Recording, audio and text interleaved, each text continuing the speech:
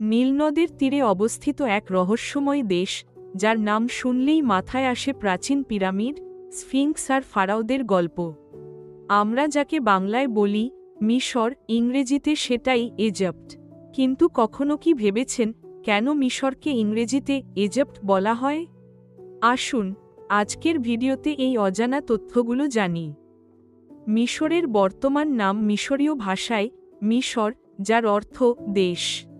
তবে প্রাচীন মিশরীয়রা তাদের দেশকে বলতো কেমেট। এই শব্দটির অর্থ ছিল কালো মাটি, কারণ নীলনদের তীরের উর্বর কালো মাটির জন্যই তাদের দেশ ছিল বিখ্যাত। আর সেই মাটি থেকেই তারা তাদের দেশের এই সুন্দর নাম দিয়েছিল। কালের পরিক্রমায় কেমেট নামটি হারিয়ে যায়।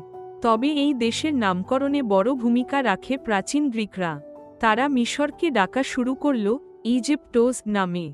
কেন? কারণ মিশরের একটি বিখ্যাত মন্দির ছিল, যাকে বলা হতো হুৎকাপতা। এই নাম থেকেই ইজিপ্টোস শব্দের উৎপত্তি।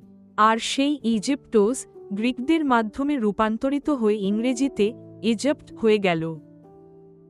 ইংরেজি ভাষায় গ্রিকদের অনেক শব্দ নিয়ে নেওয়া হয়েছিল। সেই কারণে তারা ইজিপ্ট নামটি সরাসরি তাদের ভাষায় যোগ করে।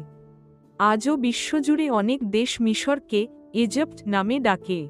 তবে মজার ব্যাপার হল, মিশরীয়রা তাদের দেশকে এখনও নিজেদের ভাষায় মিশর বলেই ডাকে, যার অর্থ দেশ।